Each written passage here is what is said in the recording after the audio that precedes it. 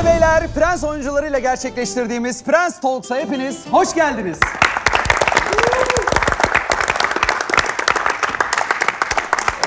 Madem dedik dizimizin 2. sezonu da yayınlandı. 3. sezonu da olur olmaz tabii bilmiyoruz. O sürprizleri vermiyoruz ama biraz zaman var. Biz de ekibimizden, oyuncu arkadaşlarımızla toplanalım. Böyle küçük bir sohbet programı yapalım. O aradaki boşluğu dolduralım. Sizin de özleminizi giderelim istedim. Hanımefendilerden bir tek Zeynep Tuğçe Bayat'ı bulabildik. Kızlar beni yolladı. Evet, kızlar kendi aralarında karar vermişler. Zeynep bizim yerimize sen git demişler ama onları da zorlayıp belki telefon bağlantısı kurup bağlanacağız. Nasılız? Evet, şu an süper özlemişiz.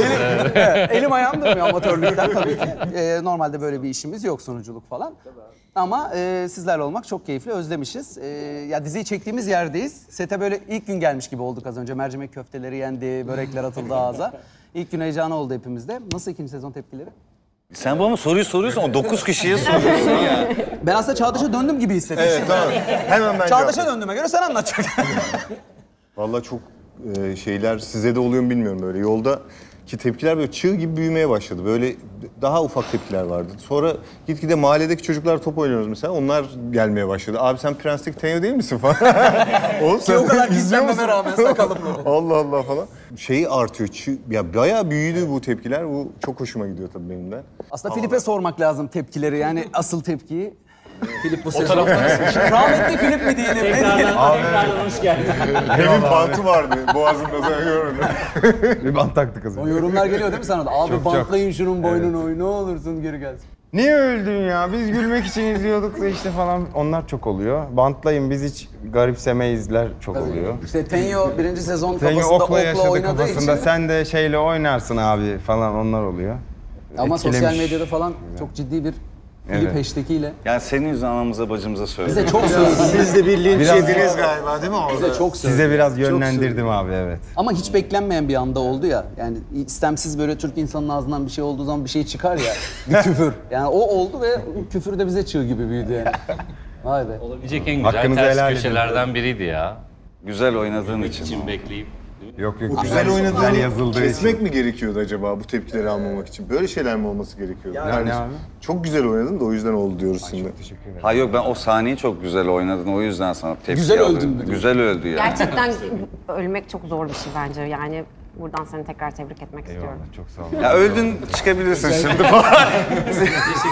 Başka kimler öldü? Mesela oynadığı projelerde öldürülen var mı? Ben de çok öldüm. Ben çok öldüm ya. Mezarlıkmış burası, haberimiz yok ya. Nasıl öldün mesela Canberk? Ben Karaköy'de bir çatıda silahla vuruldum. Escobar gibi öldüm diyorsun. Önce bir Zeynep sen? kovalandım 10 dakika. Ben yine bir dönem dizisinde savaşarak ama böyle her yerimden hançerlenerek falan ve acayip bir kar vardı. Karın üstünde de yattım kaldım yani hani bayağı inanılmaz gerçekten Kestik de dedim demediler. ölmek böyle bir şeymiş herhalde diye bayağı şeydi eksi 10 derece falandı kar vardı her tarafta. Şey oldu hatta böyle savaşırken elime kılıç çarpmış ama o kadar soğuk ki eldiven falan da yok hissetmedim. Sonra o gün bitti arabaya bindim eve giderken elim böyle şişmeye başladı gözümün önünde arabanın sıcaklığıyla. Yaşattı bize ölümünü gerçekten. Bütün detaylarıyla ki Tuğçe hiç böyle biri değildir. Çok detay vermez. Niye böyle oldu? Gerçekten bilmiyorum. Oğlum ben radyo haberiyle öldüm öyle bir geçer zaman. Yani ölümüm çekilmedi bile yani. Öleceğim, bir hafta önce öleceğim haberi geldi. Cenazede de annem babamın kimin oynadığını gördüm cenazede ilk defa. İşte bir çatışmada kurban gittik ya. Ama sizin şey de Cengiz çok karakteri. güzeldi. Hüseyin, Aynen. Hamdi Danyal'ın Hüseyin abinin. O Sizin çok iyi. dizide Biz yargıda Hüseyin abinin cenaze namazını kılarken Hüseyin abi taş kağıt makasın okuma provası. profesyonellik Hani de budur yani. biraz da ama yani. Kırkı çıkmamıştı ya. Bayılıyoruz. Dünya tatlısıdır bu arada. Tunu oynamıştı bizde de Hüseyin abi. Sakarya Fırat'ta bir şey hoca gibi bir şey oynuyorum işte teröristlerin saldırısında öldüm. Bir sonraki hafta yani bir iki hafta geçti daha doğrusu başlamak için. Yine aynı gün aynı saatte başka bir kanalda başka bir diziye başladım. Ve elimde viski kadehi golf oynuyordum falan. Arkadaşlarım arıyordu. Öbür Allah karakter boşa düştü. Onlar karda kıyametteler. Çağlar sen öldün mü hiç? Ya teşkilatta bizim de öyle bir patlama oldu ama belli olmaz, bilmiyorum. Başrol değil miydin Aa sen teşkilatta ben de öldüm. Şimdi orada da ölmüşüm bak şu an onu Geri dönüşünün sinyalini verdi. Yo C4 patladı yanımızda zaten herhalde. Ha, ölmedi. Belki de Havuza bıraktık diyor. bizim de parçalarımızı birleştirirler elektronlar film gibi. Benim çok yakın bir arkadaşım sete gittiği gün öleceğini öğrenmiş. İşte bir araba ölüyor da yazmamışlar galiba. Araba sana doğru gelir gibi bir şey yazıyor. Araba çarpmış buna yani. Sonra bölümü izlediğinde öldüğünü öğrenmiş yani. İşte bizim sektör. Aslında Filip'in ölümü de hepimiz için, bölümü okuyanlar için de sürprizdi. Kendisi için de sürprizdi ama gerçekten ölüm zordur. Yani oradaki bakışın, duygun her seferinde Kerem'le de izlediğimizden çok etkileniyoruz. Özellikle tutmuş bir işte ölmek belki en kötüsü. Ya bu şimdi Asıl ben ölüm öldüm. bu. Ama şimdi tam böyle şov yapmaya çalışılacak da bir yer ya, şimdi bir öleyim, bir şey yapayım falan. O yüzden hususi o belirir diye sana sordum. Nasıl bir şey istiyorsunuz abi? Gökdeniz Hoca'ya sordum. Nasıl bir şey? Nasıl söyleyeyim? Aslında işte teknik falan filanlardan dolayı yani açımız böyle olacak. Hani çok az. Hani yön değiştirirsen çok işime gelir abi filan. Çok az yön Tamam baba, değiştirerek. şov yok, sakin ol. Düz, karşıya bakıp devam et. Çok güzel oldu bence ama. Hadi. Şeyi merak ediyorum, biz kendi aramızda da bazen konuşuyorduk. Ya, bu dizide başka bir karakteri oynasaydınız hangisini oynamak isterdiniz? Yani karakterinizi değiştirseydiniz. Kimin rızkında gözünüz var? Onu test ediyorum. Ay çok iğrenç bir soru bu ya. Bu arada Serdar abinin karpuzu da bizlerle birlikte. Onu da söyleyelim yani o ne orada demeyin. Adamın canı karpuz istedi bu kadar. Kapatmaya çalıştığım zannediyorum. Hayır, asla. Karpuz bu mevsim bal olur. Yerli malı Üçüncü haftası. sezona yol olur falan diye bağlayayım. Soru neydi?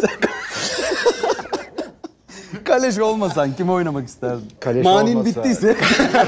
Bir manin Bir yoksa. manisi yoksa yok, ben Kaleş'ten başka bir şey oynamak istemezdim. O kadar iyi oynuyor. Ya abi ya söyleme. Bak, Yani ama çünkü haklı burada ya. daha güzel. Ya haklıyım bence. O kadar iyi oynuyor.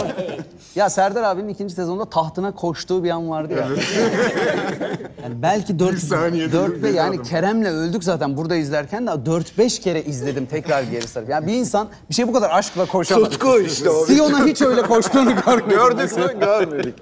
Vay İşte be kendisi. tutku böyle. Evet, ben kendi rolümü seviyorum ve onunla devam etmek istiyorum. Ben de Serdar abi gibiyim yani. Ben de Prens'ten başka bir şey herhalde oynayamazdım. Güzel. Çağdaş? Vallahi düşünüyorum ben de. Ben de sizin gibi düşünüyorum ama yani oynamak istesem sanırım Elçin Sangu, Kendisine de ya yazıklar olsun. Selam sen yapmadın. Ben de bir şey söylemek istiyorum ya. Ben de köle oynamak isterdim. Ya köleyi evet. Ve köle arasında ben de gidiyorum. Biz köleyi ama Canberk gibi oynayabileceğimizi düşündüğümüz için istiyoruz yani o kadar iyi oynadığı için. Normalde hiç Canberk'i istemiyorduk biz. Başka isimler vardı popüler birinci oyuncular sezon. vardı ama Evet. ben Canberk okuma provasına mesela birinci sezonda katılamadı. Herkes toplandı ve Covid zamanıydı. Kapıda doğum herkese günümdü benim. doğum günüydü. Kapıda herkese test yapıldı ve Canberk pozitif çıkıp gönderildi. bir de yalancı pozitifmiş. Sonra Bir de hastane... yalancıymış. Yalancı pozitif. Ve Canberk o heyecanıyla sete okumaya gelip girme kardeş içeri denip gönderildi ve ona rağmen yine de bu dizide oynadı Canberk. Helal olsun. Çünkü ben ondan sonra yeter istemiyorum sizi derdim yani. Yok, Ama yok olmaz. sevmişsin Tabii işi. tabii. Bir de çok son dakika belli oldu benim. Ben en son dahil oldum yani. Biz karakteri çıkarıyorduk Tabii, normalde evet, yani evet. bulunamıyordu. Helal olsun. Vay be. Sakin. Helal olsun. Aslında bir de bize şeyde ikinci sezonda eklenenlere sormak lazım. Hani birinci sezonu da bilmiyorum izledin mi Çağlar? Sessiz duruyorum o yüzden. O elin oraya gidiş şey inşallah onu sorma. Yani en azından ikinci sezon tanıyorsun. Üçüncü sezonda olup olmayacağını belirleyecek. Sonra fırsatım olmadı diğer bölümleri izlemeye ama biliyorum yani senaryoyu okudum yani. Filmin öleceği sürpriz olmadı yani bana. Ezberli geldi o gün ya. Sen de kendi karakterini seviyorsun gibi çok, geliyor. evet ama tabii ki prens oynamak isterdim yani gerçekten. Ki oynadın. Evet. Doğru. Yer değiştirdin. Doğru. Evet, bir noktada. Ya oynayan tek sendin neredeyse. Ya şöyle evet şimdi baktığın zaman diyelim şimdi Van Dijk'ın 7 sahnesi var diyelim. Ama 7 sahnesinde de başka bir insan oldum ya o benim çok hoşuma gitti. Yani bir Van Dijk'tım, bir prense rol yapan Van Dijk'tım, bir prenstim. Olan Van Dijk. Bir de prensken rol yapan prenstim gibi yani hepsi aslında apayrı roller gibiydi. O çok hoşuma gitti yani. Ya şeyi çok hoşuma gidiyor aslında yani bu soruyu sorarken herkesin ben kendi rolümden gayet memnunum demesi demek ki şeyi yapabilmişiz yani gelen tekste içini doldurabilmişiz herkesin rolünü ki kendini böyle boşlukta hissedene gülüyorsun lan. Bana sormadın Ya der gibi. sette de böyle Erken abi. konuş. Bak sette de böyle izliyor beni. Ya Anlat. anlat diye izliyor ya. Çakma Mehmet Günsür delirtecek beni. Allah Şile bezi herif. Manyak etti beni ya. Burada Çağlar'ı dinliyorum. Ya hissediyorum bak. Onur şöyle bir oyuncu. Arkanızda da olsa güldüğünü hissediyorsunuz. Bir de kayıt denme yapmış olmasına gerek yok. Tabii kayıt denmesi, siz bir şey yapmayın. Yani oyuncu olmaktan dolayı eğleniyor ya. Ben hep söyledim, diziyi en önden izleyen o. Yani setin içinde. Ya işin güzel tarafı o aslında. Sizin hani kaleminizden çıkan, tamam şimdi burada ana kast hani olmayanlar da var tabii ki ama hani bölüm oyuncuları, yardımcı oyuncular, işte sizin o taverna sahnesindeki yardım edenler, ya onlar bile yani tek sahnelik bile gelenler Evet. gol atıyor yani gerçekten. Onları bile oynamak istersin. Hiç boş geçmesin. Evet. Yani o amca ama- o hayır babasına Evet. niye diyen mesela o amca onun Ne diyor? performansı. İnanılmazdı. Ay babasını niye rencide etmişler diye soruyor. Küfür edemiyor muyuz? Yo öyle bir şey yok babasının niye Hayda öyle bir şey konuşulur mu ya? Arkadaşlar ya. İşte 3. sezon onu göreceğiz baba. Sahneyi herkes izledi zaten. Senden duymak Umarım. isteriz aslında. Umarım o sahneyle ilgili bir flashback falan yazılmamıştır 3. sezon. Yani bir daha Evet, VTR'miz var. O amcamız geliyor. Ya, Bugünlerde yeteri kadar video izledik daha fazla yani. yani çok inanılmaz. Evet. Aşağı yukarı herkes anlamıştır. Ve paravan açıldı, baban geliyor. Ya da Ne geliyorsun lan sen? Sen hayırdır? paravan açılınca kimin geleceğini bilmiyoruz ya. O kötü ya. Kimi oynamak isterdin onlar? Babamı değil bir kere o.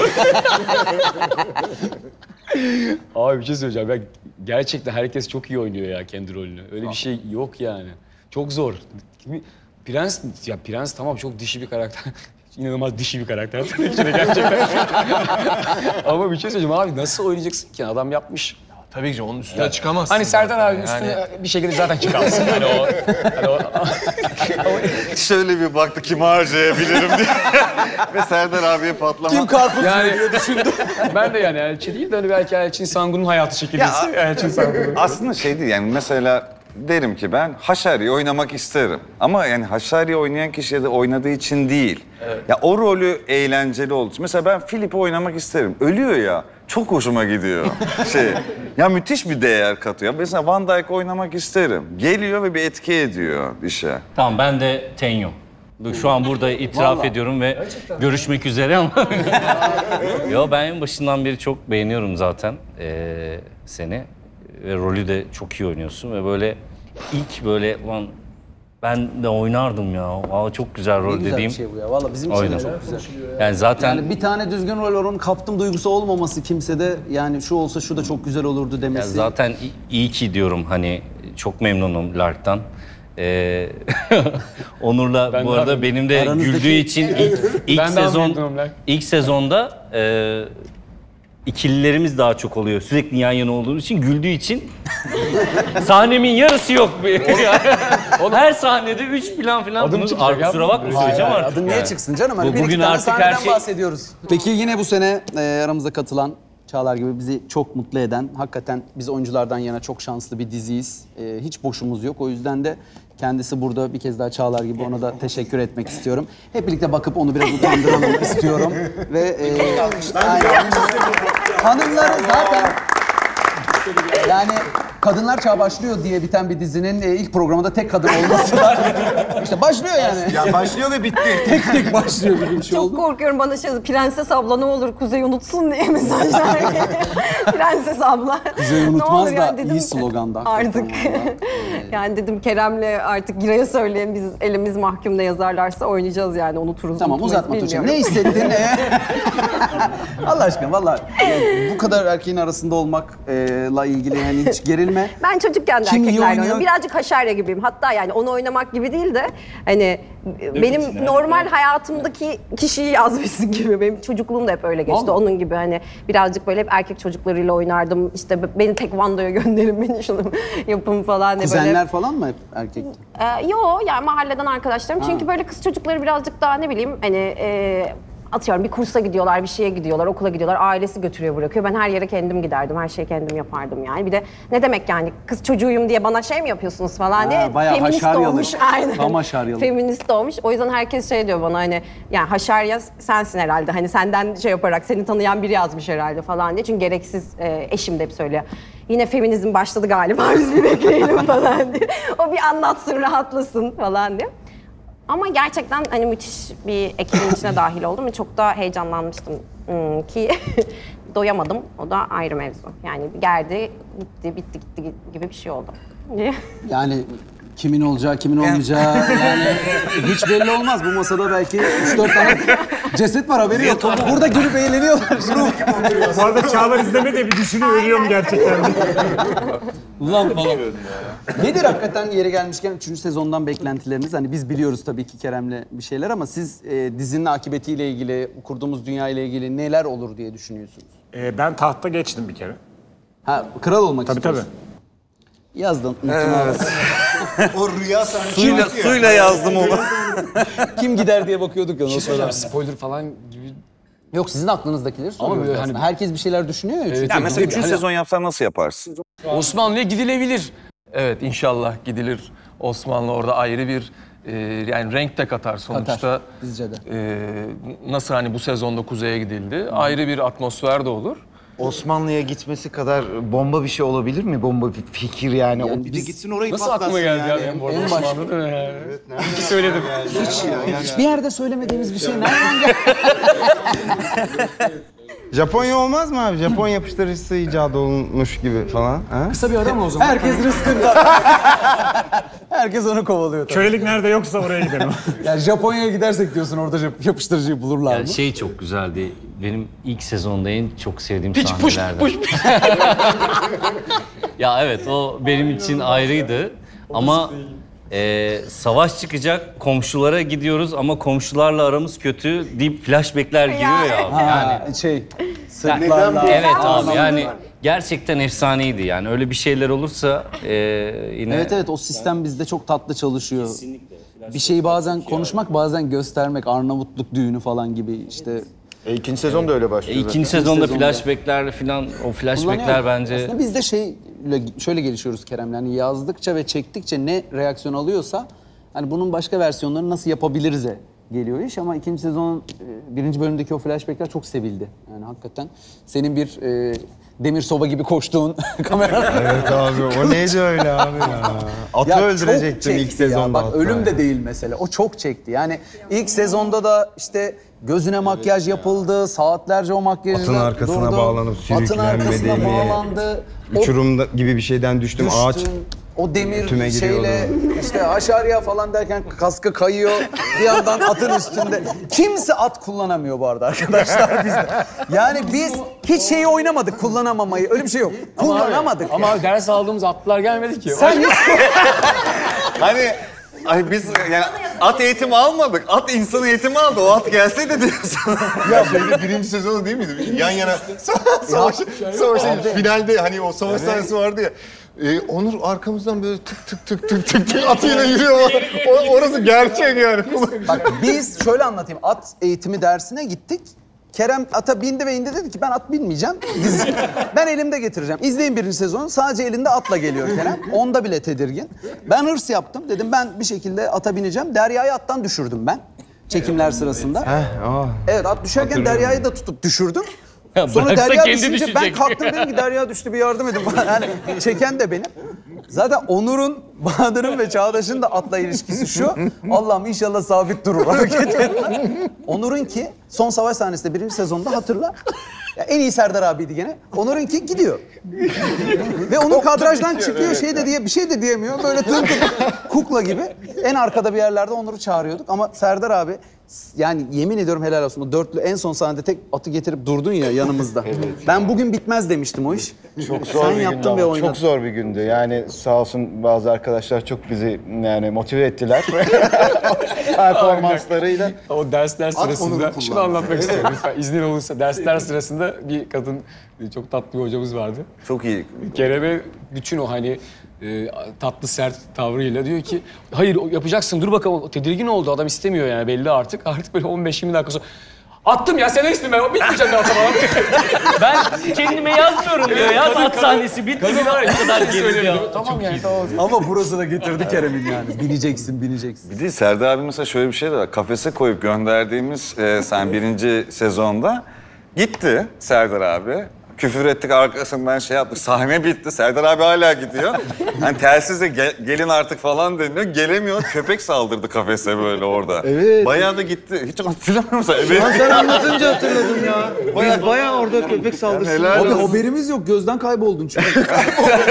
Tepeyi açtık. Gidiyor Serdar abi. Yani sürgüne yolladık yani. Aa evet ya köpek. Bindiniz mi hiç ata Çağlar? Dizide bir şeydi. Senin böyle dizin var mı? Tarihi dizin? Yok. Başka yok ha. Sen de neden söyle, bende hep bir şey var. Tarihi dizide oynamış algısı var. Ertuğrul ya soyadım herhalde. Dizinin adı var. Çağlar Ertuğrul. Sen? Bindiniz mi? Ben oynadım. O öldüğüm dizide akşam evde sen oturuyordum Osmanlı mesela. dizin var Zaten senin. aynen. Akşam evde oturuyordum. Ertesi gün sette atın üstündeydim. At binmeyi de bilmiyordum. Yönetmen de savaşçı gibi dedi. Ben de iyi dedim, atladım attan. Yani gayet herkes sanki daha dün sürüyormuşum gibiydi Abi işte yani. onlar da Derya Pınarak. Bizim ama bu arada En iyi Sinan oydu aramızda. Ama kadınlarımız kadınlarda hakikaten- gerçekten böyle bir gözü karalık var. Şimdi yine Biz de ders almışız. Şey de öyle, yapalım. Ebru da çok iyi kullanıyor çok iyi yani. biliyordu. Tuğçe, Ama Ebru. Ebru yani Ebru'nun şeyi var. Hem sporcu geçmişi var hem zaten eğitimi de var. Evet eğitim. Maddi imkanlarımız yüzünden mi öğrenemedik? Bu da mı getirdi? Kendi atı var yani. Ama mesela Derya Haşar ya. Yani ilk sezonda bir at şeyi var. Bir tek onu zaten slow motion çektik. Yani at sürebilen insan olduğu için. Ki ya at kalkıyor ya. Evet. Derya'yı bir izleyişimiz var. Tek ata binen var ya böyle. İlk defa gördük ata binebilen oyuncu şimdi aramızda. Kıyamam, zaten minnacık o şey yapmıştır hemen. Bizim de yaşadığımız, bizi eğiten atlar dediği gibi sete gelmedi. Onlar eğitmen atlarmış ve onlarla işimiz bitmiş. Hiç tanımadım, yabancı bir at. merhaba sette ilk gün. Ben Oğlum bir yani tanesi koşudan gel. Ya o gün gelmemiş koşudan. antrenman, evet. Eski yarış atı. O sırada koşudan gelse. Kalpsizliğimize söyleyelim. Bizim yani aramızda atla ilgili en büyük sıkıntıyı yaşayan arkadaşımız Çağdaş. Yani O yüzden sessiz zaten abi. Şu muhabbet bir an önce bitsin diyor zaten. bitsin diye ama bizim de yaptığımız en büyük kalpsizlik 2. sezon tek ata binen o. Yani atla ilgili. Yo ben kırdın o ya aynen biraz, öyle o kırıldı çok o. mutlu oldum İlk yani. sezon hatta kırıldı o ya. İşte bizim o savaş sahnesinde falan bir yerde hatırlıyorsanız dörtlü fırlıyoruz. Hep dedik ya çok darız, çok yakın atlar birbirine böyle kılıçları çıkarırsak tedirgin olabilirler ama tek şansımız var falan var. öyle Yaptık, bir şey yaptık. var. Hava da gidiyor falan. Aynen hava gidiyor. Hadi yetişelim. Hadi yaparız lan Hepimiz falan. Çağdaş'a bakıyoruz böyle. Yapacaksan yaparız gibi. Dörtlü fırladık hatırlıyorsanız. Ondan sonra kameraları geçtikten sonra kılıcı attım ben falan. At çıldırmaya başladı zaten yanımızdaki, önümüzdeki bütün atlar dağıldı. Hatırlıyor musunuz onu? Tabii. Ben Arkaya geçince Ben kameralar. orada ata hükmettim, durdurdum, sarıldık falan. Atmadı beni. O dedim tamam. Orada benim Zaten bir rahatladım. daha yazmazlar. Ha, hatırlıyorsanız hatta ben attan indim ondan. Kestik elde attan indim. Şöyle bir 200-300 metre yürüdüğümü hatırlıyorum. Oh bitti buna. Ama aynı nefesi biz de verdik seninle. Çünkü hepimizin gözü sende. Yani bitti dedik tamam. Ben bu Sezon arada da şeyi bitti. kaçırdım. Orada bir tek benim atım mı öyle oldu, diğerleri de öyle Diğerleri de oldu. Ha oldu değil mi? Diğerleri de oldu. Lan ne? Ama Peki bize hep sorulan soru. Onu sorayım. Nasıl gülmeden çekiyorsunuz? öyle olmuyor ki. Bana sormuyorlardır Şey, sahnede güldüğüm belli oluyor bence. Bilmiyorum bunu koyacak mısınız? Bunu söyleyebilir mi? Benim soru yani senin bana Ha bir yerde evet, bir yerde bir. uyandıralım mı seyirciyi? Uyandırmayalım. Yani uyandıracağız zaten. Şimdi hep birlikte bir şeyler hazırladık 1. ve 2. sezondan. Hep birlikte izleyelim istiyorum. Nasıl gülmeden çekebiliyoruz? Buyurun.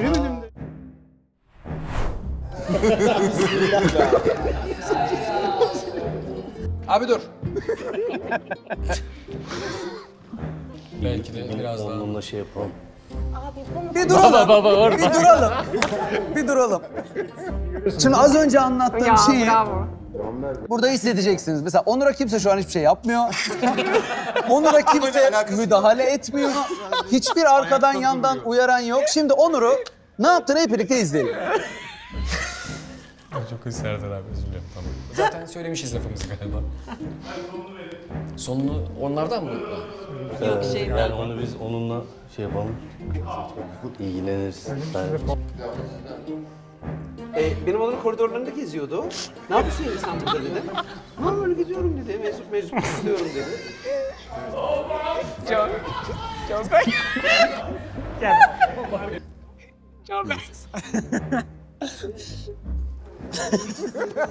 Biz buraya parasıyla gemi almaya gelmedik mi ya? Ben bu muameleyi mi hak ediyorum? Arkadaş. Yeter be.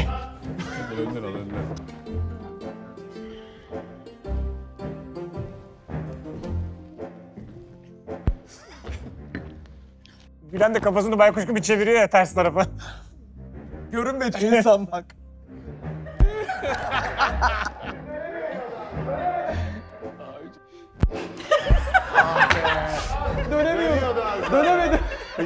Dönemedim de sinirimden. Tek başına oynuyor hiçbir şey. Finale bak şimdi.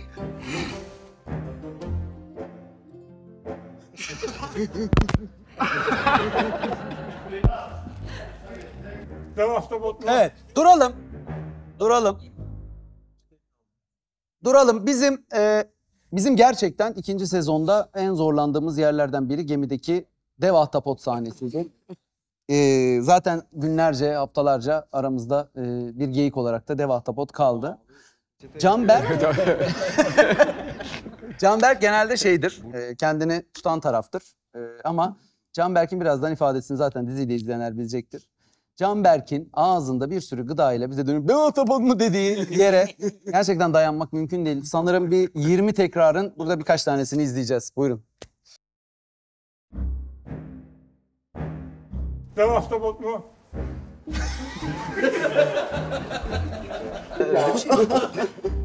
Devam tabut mu? Evet gerizekalı. Devam tabut mu? Laf dışında konuşma. O da taktik verene bak. Devam tabut mu?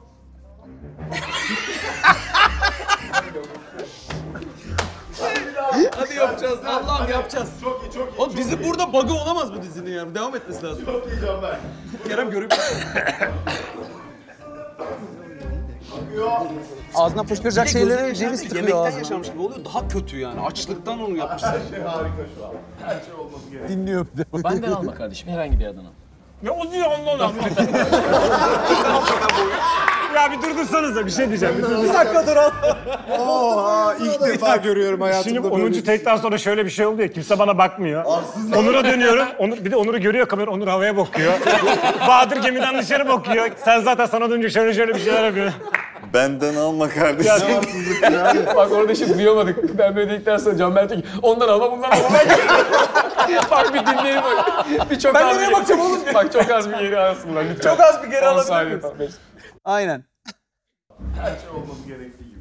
Benden alma kardeşim herhangi bir adını. Ne o diyor ondan Kimden alacağım ben bu oyunu? O diyor ondan alma. O diyor. Bakma şey versene. Tamam. Ya müthiş bir andı ya. Adam haydut ama. Klas adam. Saçıyla oynayacağım. Benim de aslında kuzeye birkaç sefer yolum düşmüştü. Doğası sert olur. Havası yola çıkıyoruz. Hey! Yalnız bir şey söyleyeyim mi? Adada olan adada kalır. Baylar! Bu denizlerde görüp görebileceğiniz en...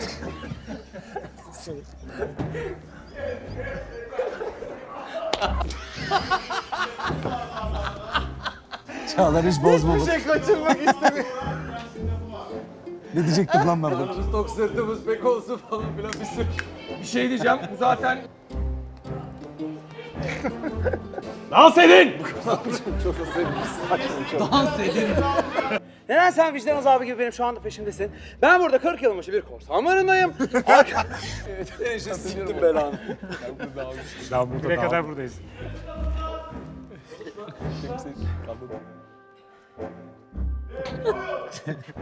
Ben şu an gülüyorum abi. Majesteleri haddim olmayarak söylüyorum ama yapmadım.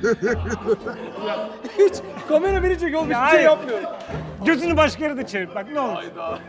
Onu yapma, bunu yapma. Canberk'e göre oynayacağız boş. Majesteleri haddim olmayarak söylüyorum ama yapmadım. Allah belanı versin. Herkes kabul Ya edecek. hayır, Vallahi sarhoş oynuyorum orada ya. Dostça bir akşam geçiriyorum. Sen yaptın sen. Kendin Hadi ettin, döndüm kendin buldun. döndüm özür diliyorum herkesten. Direğin lafından benimki değil. Ama Direğin. benim lafımdan.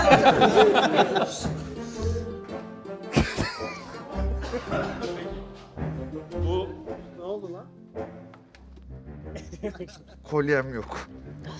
Telefonu tutuyor. Çok iyiydi. Bakayım. Nasıl? Dur ters. Yakıştı yalnız ha. Ay çok güzel oldu. Teşekkür ederim. Tam bağlayamadım. Yapacağın şey sikeyim bana. Babasını niye siktiler onu ben anlayamadım.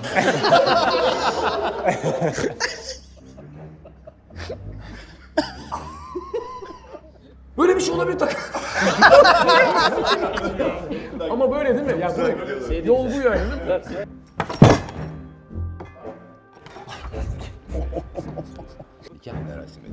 Shine bright like a dime. Gerçekten hocam ya. Aile arasındayız. Aile. Evet. Zaten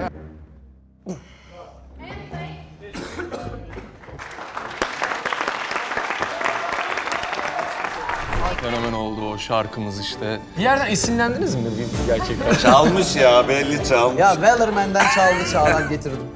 Bence müzikle güzel olacak. Sözlerini de sana göndereceğim. Hoşuna giderse Saki'ye gönderelim. Başlıyorum. Başlıyor bakın.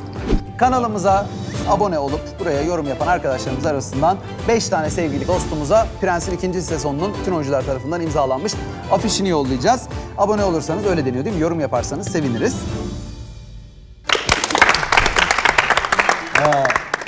İyi gülmüşüz. Hakikaten iyi gülmüşüz. Peki böyle bireysel olarak şeyiniz var mı? Yani şu sahneyi hiç unutmuyorum, en eğlendiğim sahne şuydu ya da en tedirgin olduğum, en korktuğum sahne şuydu diye bir şey var mı? Benim çok eğlendiğim bir sahne var. Açıp açıp izliyorum onu. Sabah söyledim Biliyoruz ya. hepimiz. Burada Serdar abinin sarhoş başladı, sonra benim çekip seni buraya Sicilya ile Tenyo evine Düğün dediğim- sahnesi mi? Evet, o 3-4 dakikalık bir sekans var. O çok güzel yani. Orayı çok seviyorum. Serdar abi sarhoşu peki? Yapar. Ben orada şey Sen mesela köle mi idam ettin? Serdar sana yatakta uyandırdığı dertleşmek için. Dertleşmek için. O sahneye bayılıyorum. Ben toplam kaç tokat yedim bilmiyorum 2 sezonda ama çok ciddi tokatlar yedim. Yani seninki de Serdar abiye de şey dedim sahneyi çekmeden önce. Abi sağlam vur dedim. Yani kime bu brief'i versem komaya sokmaya çalışıyor anladın mı? Ya şeyin tokadına benziyor. Şimdi ismini anmayayım. Ya şeyde de Danzig Han sahnesinde de işte Çiğdem oyuncu arkadaşımız o da çok tedirgin. Onun da böyle ilk tecrübesi gibi bir şey. Çok fenaydı ya. Evet, öyle bir Hatırlıyorsun şey yaşandı. Danzig'dekini. Yani dedim ki Çiğdem rahat ol. Yani şeyden çekinme. Onun da maşallah elleri de büyük. Ondan sonra ay olmayayım mı dedi. Olma dedim. O ilk kullandığımız dizide gerçekten kullandığımız anki şaşkınlık benim gerçekten şaşkınlık. Yani neden böyle vurdun ki bana şaşkınlık? Allah'tan nasıl olduysa Onur da gülmedi devam edebildik o zaman. Çünkü ben de o sırada, ben de şaşırdım. Evet. Çok Abi sert. bence bizim diziyi, ya bizim dizinin komedi anlayışını en iyi anlatan sahne, ben yokum içinde, onu söyleyecektim. 1. bölümde Prens'in babasıyla konuştuğu uzun masadaki uzun masa sahne. sahnesi. Abi ben işte buna gülerim ya. Hayatım boyunca buna gülerim. Yani hani baba yüksek. Sesini ulaştıramam. Evet yani hani benim bunu izledikten sonra yani bu diziye devam etmeme ihtimalim sıfır mesela. Hep onu düşünmüşümdür Normal ama bu şartlarda. kadar uzun yani böyle vampir masalarında. Normal şunu konuşursan duyuramazsın lan. Ne yapıyorlar? Niye bağırarak? Bir de o bozuk kapıya her karakterin şu kapıyı da Aşağı yönü çıktı. Benim de bu sene Çağlar'la çektiğimiz şey sahnesi. Yani her izlediğimde gülüyorum. Kuzey Kralı'nın karşısına çıkıp senin bana sözler verdiğin ve birazdan Kuzey Kralı'nın yani küfre bağladığımız kusura bakmayın ama bu kadar mı yerinde olur? Çünkü o kadar güzel tatlı tatlı böyle okşayarak halledeceğiz her şeyi halledeceğiz deyip arkada böyle duruyor ben asılacakken. Çeviri sahnesi de çok komik. Çeviri sahnesi birazdan. Ne çok sahnemiz var ya. Elini ayağına indirdi. Kanda da zorlanmıştın değil mi sen Kerem o kanın atılma? Kanılsın evet. Denk bayağı. gelmemişti. Bir tanesi tam yüzünün önünden geçiyor. Herhalde 5 taneden ilkini kullandık ama. İlk atılan kanı kullandık. Niye böyle oluyor ya? Niye her şeyin aslında ilki sonradan kullanılacakken 8 tane daha? Mesela çok da seyirciye bir bilgi verelim. Sangu'nun sonda geldiği sahne işte Hidden Blade, Assassin's Creed'deki şey kısmı tersten çekildi. Nasıl? Benim de haberim yok orada. Vallahi billahi haberim yok. O sahne çekildi. Sangu'nun Hidden Blade, yani şuradan bıçakları çıkardığı o sondaki savaş sahnesine, Kuzey Krallığı'na geldiği sahne sondan çekildi. Yani şöyle başlıyorum, var. İşte sanat yönetmenliği arkadaşımız Noyan var arkamda. O kılıçlar şuradan ensemden geçip iple. Mesela tersini yaptın. Şunu yaptığım anda o kılıçları çekiyor, ben geri yürüyorum. Yani tersine. Ama yani Hiç anlaşılmıyor. Biz niye o zaman böyle Oğlum bir şey sinema böyle bir şey. Şu kitapların hepsi butafor mesela. Ben hani formata uygun ilginç bir bilgi de verelim hani. Bilinmeyen bir şey diye söyledim. Ekşi Sözlük'te falan da biz de gerçekten takip ediyoruz. Ekşi Sözlüğü bizimle ilgili, yani dizimizle ilgili ne düşündüğünüzü bilmek adına da. Orada böyle detayları yakalamakta seyirci hakikaten çok usta yani. Hani başka bir yerde olan bir şeyi onunla bağdaştırma konusunda. Biz bir puzzle oluşturmuyoruz bazen. Bazen denk geliyor. Ama çok da seviyoruz oradaki yorumlarınızı. Teşekkür ederiz yani. Ben bir gemiden atlayamamıştım. O ne gerildim abi ne Onur bakıyorum artık dışarı çıkacak stüdyodan. Siz abi o kadar Evet ya, rahatlar. ben sonunda biraz abartmışım gerçekten. Ben bir evet çok korktum ben. Top patladığında ben ve Kerem düşüyoruz ve herkes senin ne de güzel düşüyor, o balıklama atlıyor. Ben orada tam geliyorum atlayacağım sonra fıt diye. olmayan denize tedirginlik yaşanıyor. Gerçekten çok gerilmiştim o gün yani, saçma gerilmiştim. Ya bir avazda ama şeyimiz çok güzel ya. Sayabildiğimiz böyle yani onlarca ilk sezondan ve ikinci sezondan. Ya sanki böyle sezonlarca Duygusal çekilmiş sahnelerimiz gibi. de çok güzel. Duygusallar. Yani işte Filip'in ölümünden Haşariye'den. yine örnek vermek istemem ama. Yani Yine sövdüreceğim. ölüm öncesinde gene Yo sövdürdük sizin yine Haşariye ile ikinizin finaldeki değil mi? kardeş. Çok Evet. güzeldi o. sahne. Bizim abi kardeş yine ilk sezon bir sahnemiz vardı ya, seni öldürmeye çalıştığımız. Beni öldür. Beni zehirlemeye çalışıyor. Evet, dönüşüm Sen benim yaşayıp kahramanımsın dediğim. İlk sezon finali de çok güzel. Orada böyle bir slow müzikle hikayenin Atların akması dizisi yani. falan Kendi böyle. işimizi övüyor gibi olmayalım ama her seferinde Evet. özellikle biz Çok iyi iş buluştuğumuzda ya. hakikaten iyi iş ya. Vallahi seviyoruz. Bir tarzı var. Peki stüdyoda bir şey çekmenin %70, %80'ini çekmenin özellikle hani biz ilk sezondan alışığız ama sizler mesela avantajları, dezavantajları burada çalışmanın ne oldu? Bana bakıldığına göre şimdi avantajı şurada hemen giyinme yerimiz var, saç makyaj yeri var. Oradan hemen hazırlanıp buraya sete gelme Kışın durumu sıcacık. var. Özellikle soğuk mevsimlerde. Ya daha kompakt yani burada hemen kurgulanabiliyor. Hemen bir şeyler değişebiliyor. Şurada imalathane var. Hemen kostüm ya da yani bu hani yapım için de iyi. Bence oyuncuyu da rahatlatan bir şey. Yani bunun bilincinde oluyorsun. Yani bir şeyler ters giderse hemen burada çözebilecek insanlar var ve hemen kolay bir şekilde onarılabilir. Evet. Var, aynen. O bakımdan güzeldi. Sonuçta dizinin senaristleriyle beraber oynamak da yani bir oyuncu açısından da bence değerli. Sonuçta Hemen tabii üstüne ki konuşup karar verme tabii ki işin aşamamız bir güzel. yönetmeni var hani Gökdeniz Hoca'ya da soruyoruz. Ona da buradan falan ama- kocaman Gökdeniz'e Evet. hakikaten bir alkış. Müthiş Ama bir ikinci sezon. sonuçta yani biz ikinci sezonda geldik. Size de ayak uydurma adına, karakteri de tanıma adına hemen direkt sizlere de sorabiliyorduk. Yani sadece yönetmene değil. O bakımdan oyuncu açısından iyiydi. Diğer taraftan da mesela Lomberto'yu ayrı bir yerde çektik mesela. Bu işte dijital pano önünde değil. Çok güzel bir dekor kurmuşlar buradan sanat Reza da yönetmenimiz. hakikaten. Evet, ona Yani da herkes öyle ama yapalım. Reza tabii bunların hepsinin dışında da bütün bu bize imkanı sağlayan hani burası MGX yapım, MGX Stüdyo bu dizinin yapılmasında yani birinci sıraya onları yazarız. İkinci sıraya da hakikaten bu işe güvenen, inanan Blue TV'yi, bütün yöneticilerini bize bu fırsatı veren. Ya ne var Allah teşekkür kısmına geçiyorum. Abi ben profesyonel değilim yani. Zamanı gelince yapamıyorum bazı şeyleri. Aklıma gelmişken söylüyorum. Hakikaten Blue TV'ye, MGX'e bu işbirliğine bize bu fırsatı sağladığı için. Bakanlığı artık oraya kadar Teşekkür gidecek ederiz. artık yani. Genelkurmay Başkanlığımıza, su işleri, devlet tiyatroları. Şimdi alınır kesin küser biri beni saymadım diye. Tuğçe sen? Ya ben burayı bir kumpanya gibi hissettim açıkçası. O çok hoşuma gitti. gitti. Tiyatroya geliyormuşum gibi. Hatta her geldiğimde ya şurada biz bu Prens'i işte tiyatro sahnesine taşımasak mı? Şuraya hemen böyle koltukları atarız. Şöyle bir balkonu var falan hemen diye. ticaret. Seyirciyi çekiyormuş. Ama gerçekten, öyle bir kurduk ama yani. gerçekten yani böyle buranın bir tiyatro şeyi var, havası var ve sürekli aynı yere geliyor olmak bence hani Çağlar'a o noktadan katılıyorum. Hani tüm o konforunun yanında buraya bir ait olma hissi yaratıyor ve bu işte kumpanyadaki arkadaşlarınla birlikte oluyorsun. Bir de dönem işi yapıyorsun. Neden bir Shakespeare Globe'daki gibi bir şey olmasın diye böyle. Hani onu düşünüyorum. O çok benim için şey oldu ama ilk başta tabii bilmiyordum böyle yeşil ekranda falan çekeceğiz acaba mı? Öyle bir şey mi ki falan diye düşünüyordum. Çok bilmiyordum ama böyle şeyler, platformlar dönüyor, işte sabit kalıyor dekor, onu böyle sonra ters çeviriyoruz falan. İlk böyle bir iki gün böyle garip geldi. Sonra çok alıştım, çok hoşuma gitti. Hatta ilk dışarı çıktığımızda bir sahnemizi... Şaşırdık da kendimiz. O anda zaten ben düştüm çok güzel bir şekilde. Onu bekliyordum ama... Ya ben şeyi söyleyebilir miyim? Şimdi tabii ki o fenomen oldu, o şarkımız işte. O müzikal... Evet, o şarkıyı söyleyeceğim şimdi. Bir yerden esinlendiniz mi gerçekten? Çalmış ya, belli çalmış. Ya Wellerman'den çaldı, Çağlar getirdim. Hayır, şunu söyleyeceğim. Şimdi o okuma provasında da o sahneyi bu arada sadece hani seyircilerimiz bilsin diye söyleyeyim. Sadece işte sea shanty girer. Bu kadar hani tek cümlelik bir yer vardı. Yani daha o zaman sözlerini de yazmamıştınız. Henüz işte üzerine bir miksaj şeyi de yapılmamıştı yani. Bize de sürpriz oldu sonuçta. O sahneyi performe edeceğiz ama neyle karşılaşacağız bilmiyoruz. İşte siz sözleri attınız.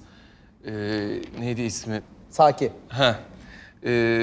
Ya dedik bu müthiş bir şey olacak. Hani buradan onlara da selam söyleyelim. Yani çünkü bu sahne evet fenomen oldu işte birçok şeyde, sosyal medyada, TikTok'ta falan. Barış Alper'le özdeşleşti. Evet yani o nereden nereye geldi? milli maçta İnanılmaz bile- saçmalık yani. Yani tamam hani bizler Van Dijk Hollanda görünüyoruz kaptanı diye olduğu için Barış sanki- Alper milli takım şeyinden dolayı Serdar abi bilmiyormuş da. Neyse anladım. Onu ben sana sonra. Hani ekmeğini sadece biz yiyormuş gibi olmayalım. Onu da söyleyelim ya oradaki dans koreografı işte Ya öyle oradaki bir dansçılar. Kalabalık ki arkadaşlar ekip. Yani Evet. saymak da lazım ama Aksiyon Reza'dan, koreografı, evet. Alper'den, Yani onların Saki'den hakkını teslim edelim. O sadece hani müthiştiler yani. görünen kadarıyla değil yani. Kesinlikle çok daha Bu arada fazlası var. şeyi de kırdı gerçekten yani böyle bir şey geyiği var ya ki bence bir sürü noktada yanlış bir bilgi o. Türkler bunu yapamıyor işte bir sahneye böyle müzikal olarak bir şey giremiyormuş gibi. Evet. Sanki onu yaptığın zaman işin kalitesi düşüyor ama olmuyor, çiğ duruyor gibi böyle bir genel bir kanı riskli var duruyor. ama Aslında müthiş eklenmiş Biz yani. de çok konuştuk Kerem'le yani Türkçe söz yazmak yazmamak Hatta konusunda da. Yani şeyde aklım teslim. Sözlerin hepsini Giray yazdı. Ben Türkçe söz yazılmamasını istiyordum şarkıya. Çünkü, Orijinalini evet, orijinalini orijinalini söyletmek istiyorduk aslında sana şarkı. Yani çünkü Türkçe söz yazmak hem artık yani bölüm sonuna yetiştiriyoruz. Sete çıkıldı. Yani set çıkıldıktan sonra sana geldi, sözler geldi. Yani bunun olacağını bildiğim için yazamayacağız. Çok Aynı böyle kaygı ikimizde de vardı. Sakin duracak olacak. kaygısı Evet. oldu. Oturtamayacağız bir türlü, söylenemeyecek, onun ses kaydı alınır falan böyle hani bir korkulardan ben hani hakikaten orijinalin söylenmesi istiyorum ama Giray yani hakikaten ilk ses kaydını yolladı. Şimdi açıp dinleteyim. Açıp dinleteyim şimdi insanlar bunu istemiyor mu? Bu değil mi olay? Evet varsa hakikaten. Bunu dinlet Allah aşkına ya. Ben de çünkü ben de gecenin bir vakti yazdım gönderdim. Hani dedim ki sözleri göndermeyeyim söyleyeyim.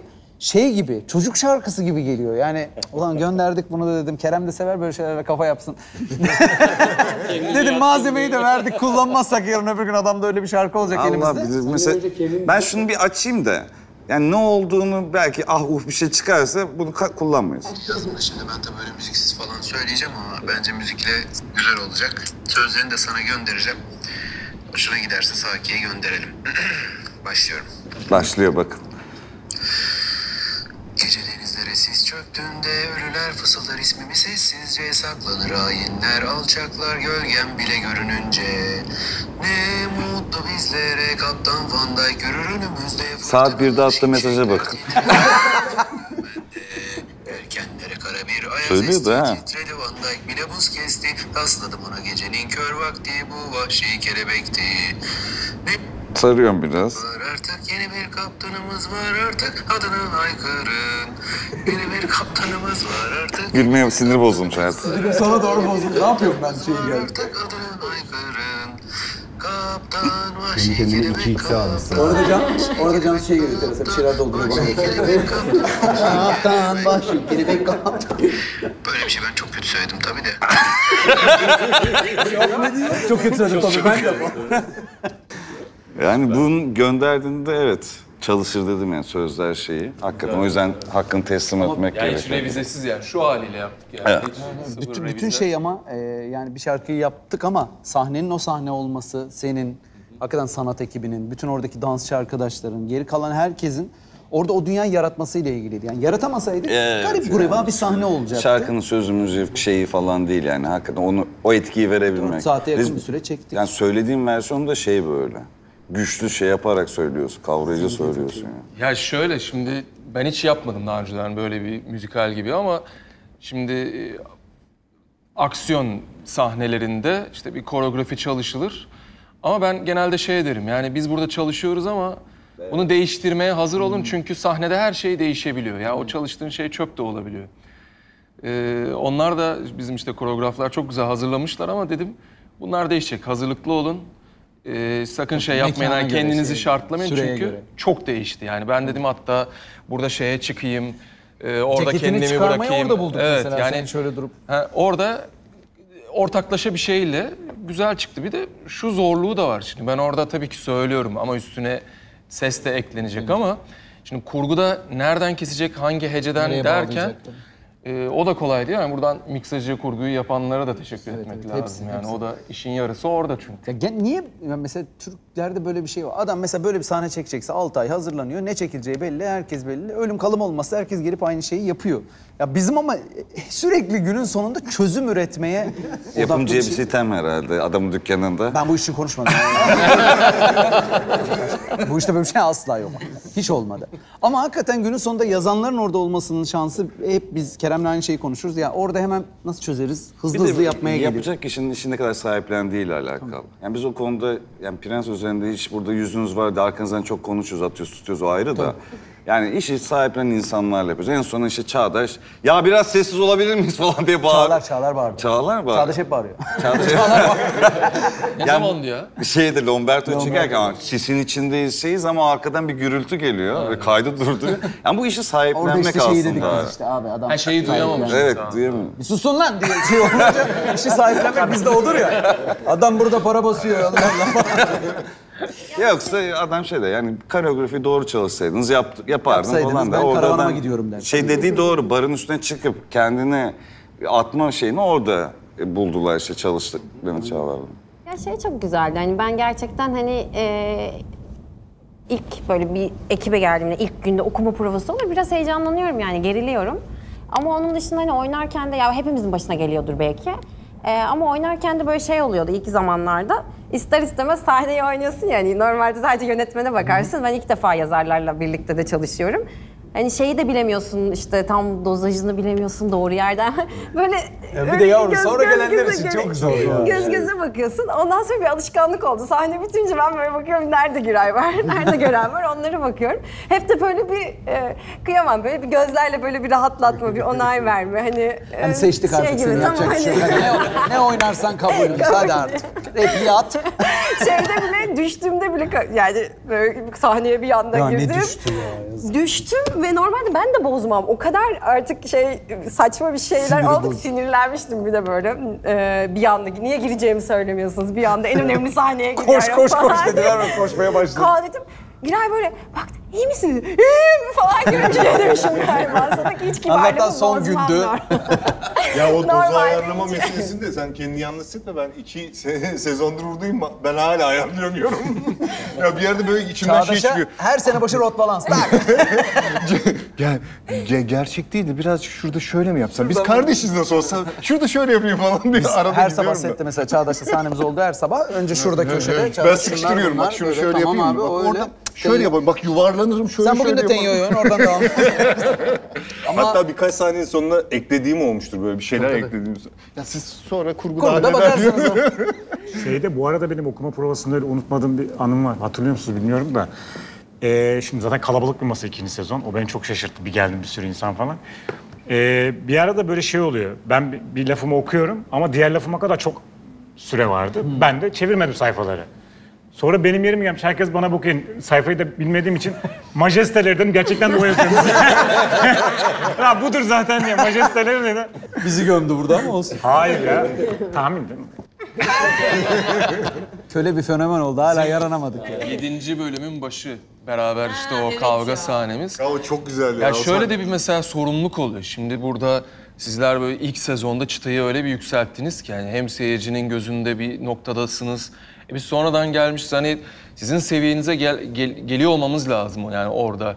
Ya öyle de bir sorumluluk oluyor Anlıyorum. ya Ya oyuncuda. çünkü en zoru o. Evet Biz çünkü hep onu rahatlatmaya oyuncu çalıştık. orayı böyle seyirci zap yapmamalı ya da hızlı geçmemeli yani orayı. Ya bunlar da 2 sezon geldi, düşürdüler şimdi tempoyu. Yani çünkü yani siz orada karşımızdasınız. Bir Şampiyonlar Ligi var o tahtın başında. Bir de öyle bir Bizim de sahne orada yazmışız. şey yapmamız lazım. Ya bir de orası çok sürprizli olan bir yerde. O yüzden de hani böyle Ama bir 40 güya... yıllık düşman gibi Evet. kavga ettiniz. Helal olsun. Şeyi hatırlıyorum ya. Saçınla oynuyor. Başlıyorsun. Elde bağlı. Ben kendimden geçmişim. İtin arkadaş it olur repliğini çok seviyorum. Al işte. Orada herkes onları dinlerken kimin nerede oturacağını o an karar vermişti. Evet evet. Senin tahta geçişin de öyle olmuştu. Rönesans tablosu gibi. Yani herkes Prens'le ilgili bir şeyler biliyor. Şimdi kimin Prens'le ilgili ne kadar şey bildiğini hep birlikte öğreneceğiz. Bir Prens quizimiz olacak. Hazırsanız başlayalım. İlk sorumuzu alalım. 2. sezon 1. bölümde Prens büyücü Edna ile ilk karşılaştığında ona Nostradamus'un isminin hangi yanlış versiyonuyla hitap etti diye soruyoruz. Yanlış versiyonun tamamının yazılmasını istiyoruz. 10 saniyelik süremiz başladı. Kerem ezberden yazdı zaten. Yok ama bu değil ya. Abi yazar var ama dedi. Süremiz sona erdi. Cevapları alalım. Süremiz sona erdi. Yani öldüğün kadar varsın. Kürşat Bey'le başlayalım. Ya Nostrafanos diye. Nostrafanos. Evet. Orion'un mezarından açılacak 3. sezon. Levent Lostra. Nosferatus. Ama ben seninki Nosferatus. Nostrafanos. Nostrafanos. Nostradamus. Nostradamus. Nosforoforos. Nosforoforos. Nostradamus. Görelim arkadaşlar. Nostraforontus. Nostraforontus gibi bir şey. Doğru cevap Nostraforontus olacaktı. Var mı Yine bak Nostraforontus en yazan? çok bayağı yaklaşmışım yani. Yaklaşana bir şey yok. Nostraforontus diyen kimse çıkmadı. Yaklaşık nasıl yapacağız? Kupayı mı parçalayacağız abi? Çiziyoruz o Sorudan kimseye puan veremedik. 2. sorumuza geçiyoruz arkadaşlar. Buyursunlar. Kaptan Van Dijk'ın aşağıdaki bilinen isimlerinden hangisi eksiktir? Ölü Yelken, Kanlı El, Denizlerin Celladı, Son Nefes. Süremiz başladı. Dur ben bile unuttum. Evet, bunların dışında bir ismi daha var. O eksik. Hangisi eksik diye soruyoruz. Ha, eksik olan lakabı şeyi. Süremiz dolmak üzere. Hayır dolmadı.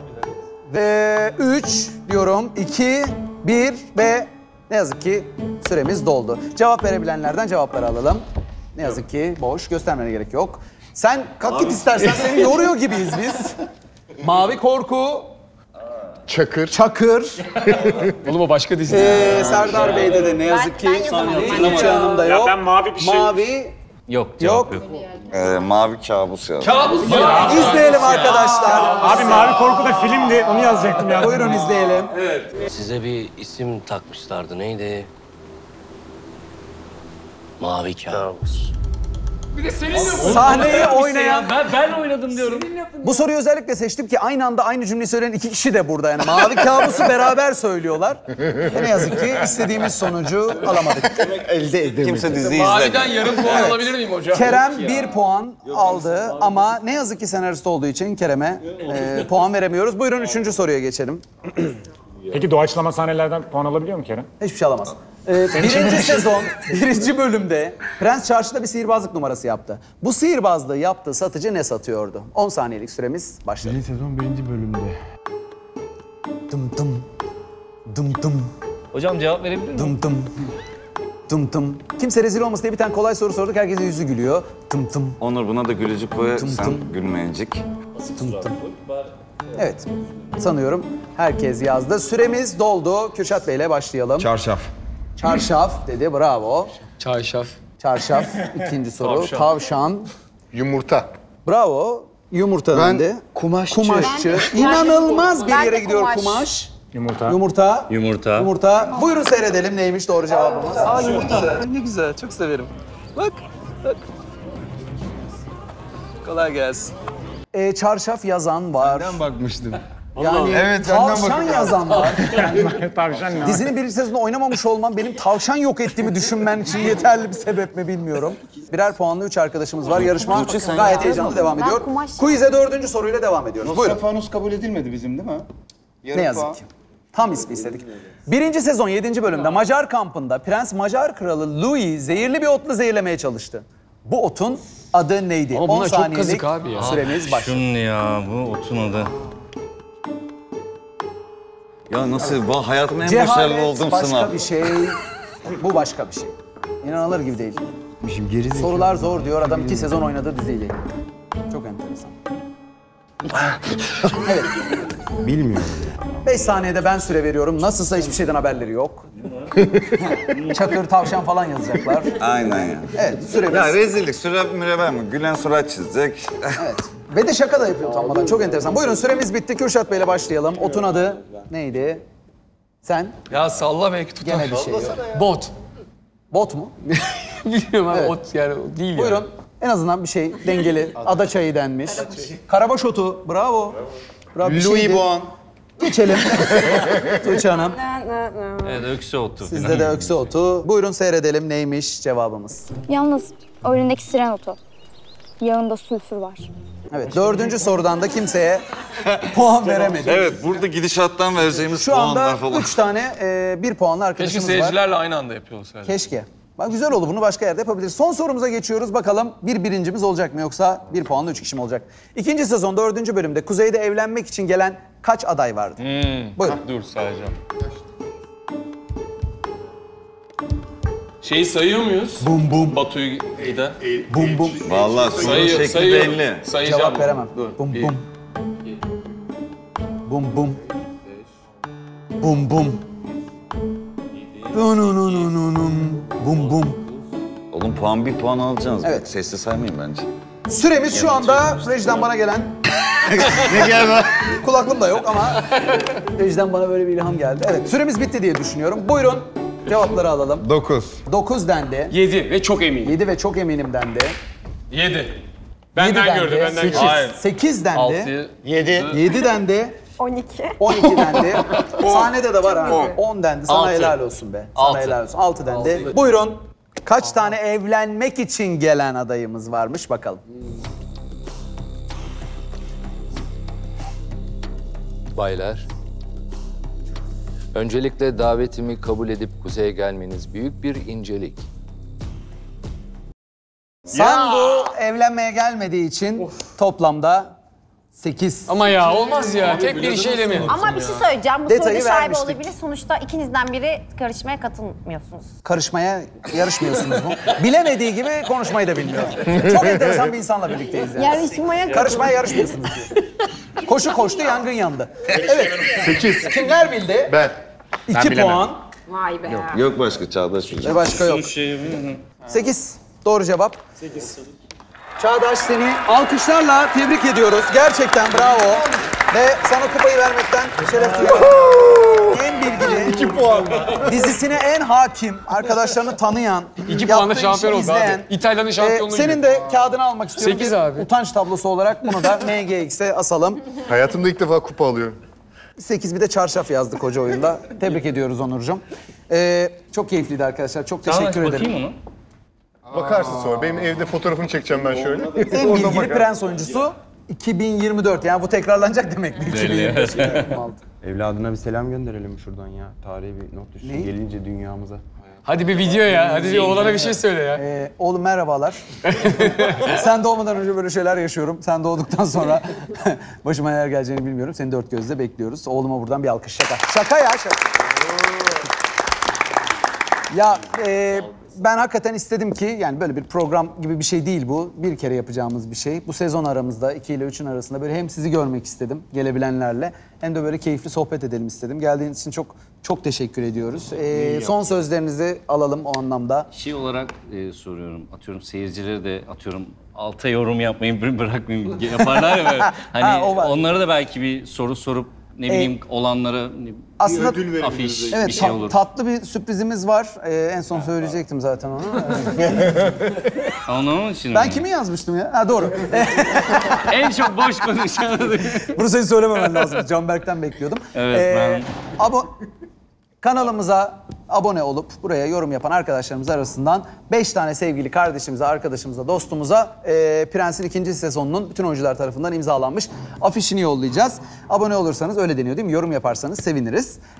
Onun dışında sizlerle birlikte olmak uzun zaman sonra bir masa etrafında kostümsüz, normal sohbette çok keyifliydi. Peki ya bize de soruyorlar yani çok beğenildi tabii ki 2. sezonda. Hatta tüm dijital platformlarda en çok izlenen dizi olmuş Prens'in 2. sezonu. Siz söyleyin isterseniz hani bir müjde var mı? 3. sezonla alakalı. Biz resmi olarak bir şey söylemek hani şu an doğru olur mu bilmiyorum ama somut bir şey söyleyemiyoruz. Ama tabii ki görüşülüyor ama biz Kerem'le şeyin müjdesini verebiliriz. Senaryonun 3. sezonun senaryosuna başladığımız ve hikayelerini oluşturmaya başladık. İşler yolunda giderse 3. sezonda seyirciyle tekrar Blue TV ekranlarında buluşmayı çok istiyoruz. Tabii ki olacak. 3, 4, 5 gideceğiz ya. Bunu mu söyleyelim illa? Aslanlar gibi yapıyoruz bu işi işte. Hepinizi çok seviyorum. Ayaklarınıza sağlık. Başka bir programda görüşmek üzere. Hoşça kalın. Konfeti! Konfeti!